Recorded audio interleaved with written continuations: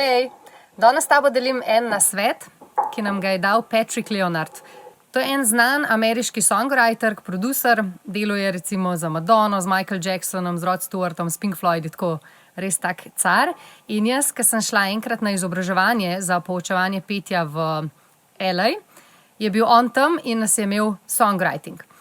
In on je rekel, da ko on ustvarja glasbo, da ima dve sobi, da ima kritično sobo in ustvarjalno sobo.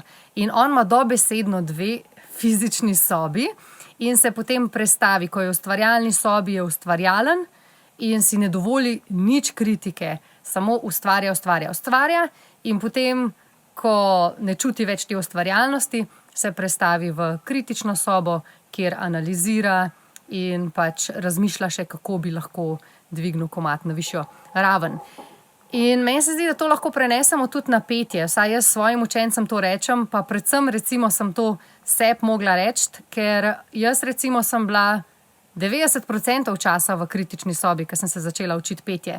Skozi samo, da bo bolj točno, da bo bolj prav, da bom lahko bolj visoko pela, skozi sem neke lestvice vadila in kar malo pozabila na to, da je petje na koncu dneva umetnost, a ne? In da si moraš dovoliti tudi to, da greš v tisto ustvarjalno sobo, kjer ni kritike, kjer si upaš sam dret, pet in ne razmišljati, ker takrat pridejo ven stvari, ki jih dejansko ti hočeš res izraziti.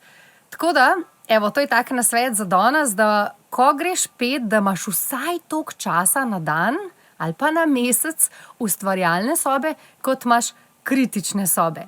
Zdaj, če je to fizična soba, da rečeš, ok, v tej sobi sem bolj kritičen, tle sem pa bolj ustvarjalen, ali pa si to samo v glavi rečeš, ok, zdaj grem samo ustvarjati in si ne dovolim kritike, sploh. Se pravi, ko grejo možgani v neki, ja, to ni bilo dobro, pa je bilo fovš, pa neki, v tej sobi to ni dovoljeno. Grem ustvarjati, potem pa lahko se posnameš in rečeš, ok, zdaj grem pa v kritično sobo, zdaj pa razmišljam, kaj lahko še naredim, da bo meni moj glas bolj všeč.